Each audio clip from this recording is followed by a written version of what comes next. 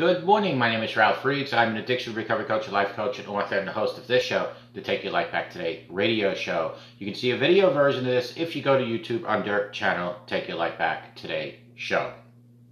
Friends, early morning today, but I want to talk about faithfulness, not fame, measures ministry's success. I urge adults and students not to enter ministry unless they are certain God has called them. Ministers should measure success by their degree of faithfulness to God, not worldly fame. It is not about how many Twitter followers you get. It is not about how many people listen to your podcast or your new worship song. It is about saying yes to God for His mission, with the great likelihood that no one may ever know your name or know the profound things that you say or the wonderful songs that you write or great ministry that you have. I challenge all adults and students to see their unique callings as gifts from God, specifically crafted for specific individuals to accomplish specific purposes in God's kingdom. I had that calling. I went to a conference, about 400 people attended. The conference, an event geared to help folks discern their calling to ministry and determine the next steps to take. Ministry professionals shared knowledge and insight gained from years of ministry in churches, on college campuses, and within denominational agencies, or in my case, nursing homes and hospitals. Go on faith. You have to go on faith in calling. You never know what the Lord is doing when He starts preparing you for what's ahead.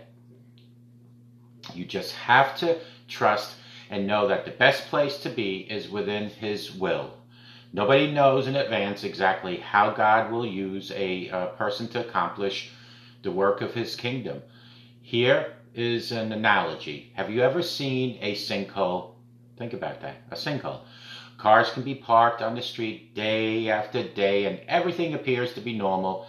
Then one day the asphalt caves in and the cars disappear into the gigantic hole. Every day says that hole came out of nowhere, or everybody should say that.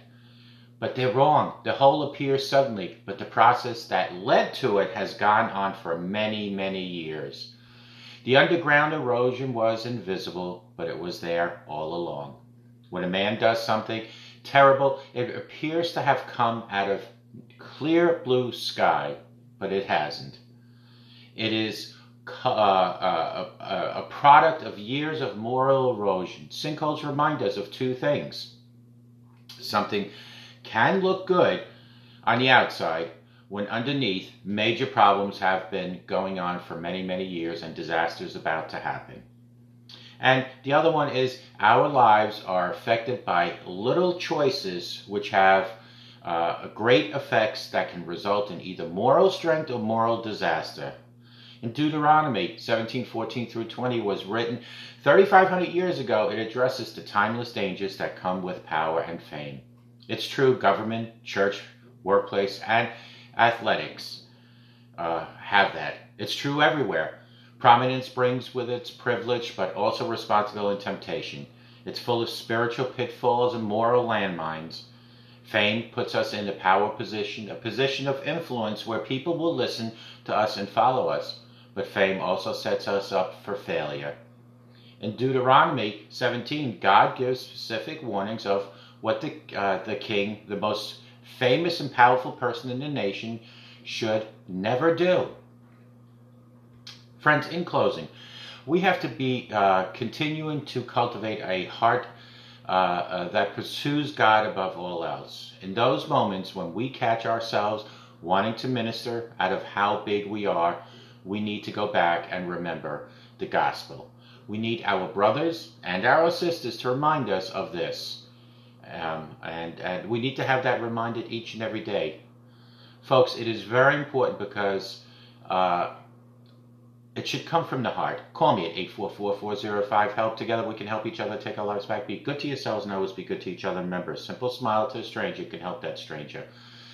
I minister through my podcast, my YouTube, my daily quotes, my daily devotions, my daily word, and it comes from a calling that God has given me. That's what I do each and every